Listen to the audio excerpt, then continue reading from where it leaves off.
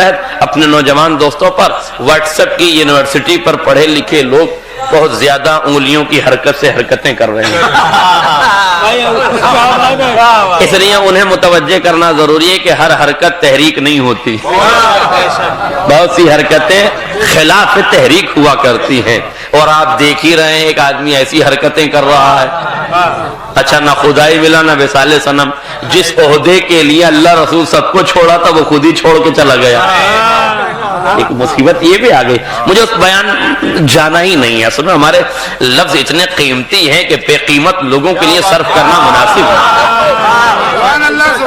آپ یقین کیجئے اب ضرورت میرے خیال سے نہیں رہ گئی، صرف ایک جملہ، حالانکہ پوری مجلس ہے اس پر، لیکن چونکہ آپ بیدار ہیں اور موقع ہے اس لیے کہہ دوں، کہنے والے نے یہ اعتراض کیا تھا نا، رشدی نے اعتراض کیا نا، سمجھ رہے ہیں آپ کہ صاحب قرآن مجید تو اسی زمانے کے لیے محدود تھا، 1400 سال پہلے عرب کے لیے آیا تھا، عرب کے معاملات ختم، اب قرآن کو بھی نعوذ باللہ اس کی زبان میں ختم ہو جانا چاہیے، اس لیے کہ قرآن قیامت تک کے لیے تھوڑی ہے۔ اچھا جو کہہ رہا تھا نا قیامت تک کے لیے نہیں ہے، آیتوں نے اسی کو آئینہ دکھانا شروع کر دیا، آج میرا جملہ واضح ہو جائے، اسی کو آئینہ دکھانا شروع کر دیا، جو کہہ رہا تھا کہ قرآن قیامت تک کے لیے نہیں ہے، اب آیتیں اسی کو آئینہ دکھا رہی ہیں۔ تبت یدا ابی لہب وتب، ہلاکت ہے کس کے لیے؟ ابو لہب کے لیے۔ ابو لہب کون تھا؟ رسول کا چچا تھا، نہیں توجہ کی، اس کا مطلب یہ کہ غلط ہو تو خون کا رشتہ بھی قابل لعنت ہے۔ آئے میرا جملہ واضح ہوتا ہے، ارے رسول کا چچا ہے، رسول کا، آپ رضوی کی بات کر رہے ہیں، یہ رسول کا سگا چچا ہے، رضوی تو نہ جانے کتنی پشتوں کے بعد ملے گا، یہ تو ڈائریکٹ ہے، نہیں توجہ کیا آپ نے۔ اور دوسری آیت ظفر بھائی اس سورے کا ترجمہ کر لیجیے، تو صرف ترجمہ ہی کافی ہے، مجھے پڑھنے کی ضرورت ہی نہیں ہے کہ ابو لہب کون ہے۔ عبد العزا ابو لہب یہ کون تھا؟ یہ نبی کو تبلیغ نہیں کرنے دیتا، لفظ اور بدلوں، یہ نبی کے مزاج سے ہم آہنگ نہیں تھا، یعنی آسان کر دوں، یہ نبی کی مانسکتا پر اعتراض کرتا تھا۔ اب اس سے زیادہ تو میں کھل کے نہیں پڑھ سکتا نا، اس کو نبی کی مانسکتا پسند نہیں تھی، حالانکہ میں بتا سکتا ہوں کہ کس کو نبی کی مانسکتا پسند نہیں ہے۔ یہ کہنا کہ خدیجہ کی دولت کے چکر میں لالچ کی دی تھی، احمق نے اپنے جیسا سمجھا ہے کہ عہدے کے چکر میں دین بیچ گیا، عہدوں کے چکر میں دین بیچنے والے اور ہیں، دولت جن کی دہلیز پر سجدہ کرے اسے محمد کہتے ہیں۔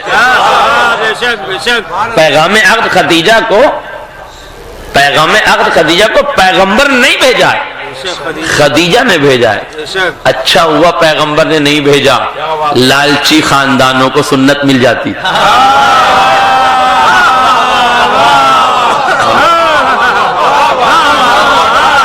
دولت کے لٹیرے خاندانوں کو موقع مل جاتا۔ ابھی تو خالی دولت ڈھونڈتے ہیں، بعد میں ڈھونڈ کے سنت کا تمغہ لگ جاتا۔ نبی نے سارے لالچی دولت پسندوں کو پیچھے کر دیا۔ لالچ میں شادی کرنے کی ضرورت نہیں ہے، میں لالچ میں نہیں گیا ہوں، نبوت دولت کے قدموں میں نہیں گئی ہے، دولت نبوت کے قدموں میں آئی ہے۔ اور رؤسائے عرب تو پیغام لے کے جا ہی رہے تھے، یہ خدیجہ کو یتیم عبداللہ میں کیا دکھا جو یہاں آ گئی؟ وہ بتا رہی تھی رؤسائے عرب کی دولت ختم ہونے والی ہے، ان سے زیادہ تو میرے پاس ہے، مگر جو محمد کے پاس ہے وہ کبھی ختم ہونے والا نہیں۔ اس لیے مزاج عرب کو بدلا ہے خدیجہ نے، تہذیب عرب کو نبی نے بدلا، مزاج عرب کو خدیجہ نے بدلا۔ میرا موضوع نہیں ہے کہ میں اس طرف جاؤں، لیکن صرف اتنا بتانا چاہتا ہوں کہ آیت پڑھ لیجئے، تبت یدا ابی لہب وتب، ہاتھ ٹوٹ جائے، غارت ہو جائے، ختم ہو جائے، کون؟ ابو لہب، ہلاک ہو جائے۔ کون ہے ابو لہب؟ گستاخ رسول۔ کون ہے ابو لہب؟ شاتم رسول، رسول کو برا کہنے والا، گستاخی رسول کرنے والا۔ یہ سمجھ رہا تھا کہ آیت 1400 سال پہلے کی ہے، اسے کیا پتا اس کے لیے بھی آیت ہے۔ آئے میرا جملہ واضح ہو جائے، ہر دور میں جب جب گستاخ رسول پیدا ہوگا آیتیں اسے آئینہ دکھاتی رہے۔ ما اغنا عنہ مال ہوا ما کسب، نہ اس کا مال و دولت کام آیا، نہ اس کے کمائے ہوئے عہدوں اور منصب کام آئے۔ اب کچھ بچا ہے اس آیت کے ترجمے میں؟ ما اغنا انو مال ہوا ما کسب، نہ اس کا مال و دولت کام آیا، وما کسب، اور جو کچھ اس نے کمایا تھا، یعنی عہدے پہ بیٹھ کے جو لوٹا تھا وقت کا مال، نہ وہ کام آیا، نہ کسی زعفرانی کی گود میں بیٹھنا کام آیا۔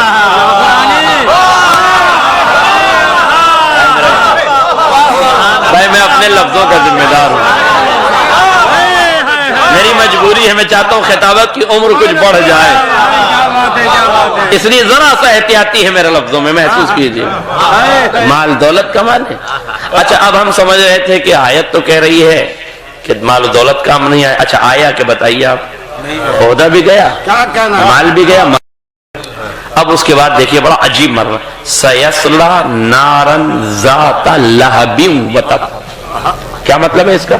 سیصلی، یصل کہتے ہیں پہنچنے کو، یصلی فعل مضارع، اس پر سین کا جب داخل ہوتا سین اور صوفہ تو معنی دیتا ہے مستقبل کے۔ سیصلی یعنی ان قریب داخل ہوگا، کہاں؟ نارن، آگ میں۔ کون سی آگ؟ ذات اللہ بن، بھڑکتے ہوئے شعلے۔ آج میرا جملہ واضح ہو جائے۔ اب تک اگر مسلمان ہو کے یہ بات کہتا، نبی کی شان میں گستاخی کرتا تو دفنایا جاتا، تو بھڑکتے ہوئے شعلے کہاں ملتے؟ مگر وصیت نے آیت میں داخلہ دے دیا۔ آج میرا جملہ واضح ہو جائے۔ وصیت نے آیت میں داخلہ دے دیا، سیصلی نارن ذات لہب وتب۔ اب تم ایسی آگ میں داخل ہو کے جو بھڑکتی ہوئی ہے۔ اگر وہ سوچتا کہ مجھے دفن ہونا ہے تو آیت کہاں جاتی؟ اس لیے قدرت نے کہا آیتیں 1400 سال پہلے کے لیے نہیں ہے، تو گستاخی کرے گا آیت تیرے کو بھی شامل حال ہے۔ ایک صلوات پڑھ دے محمد علیہ۔ جب انسان کی روح پست ہو جاتی ہے تو اسے دنیا ہی میں عذاب کی آیتیں دکھنا شروع ہو جاتی ہیں، اور جب روح بلند ہوتی ہے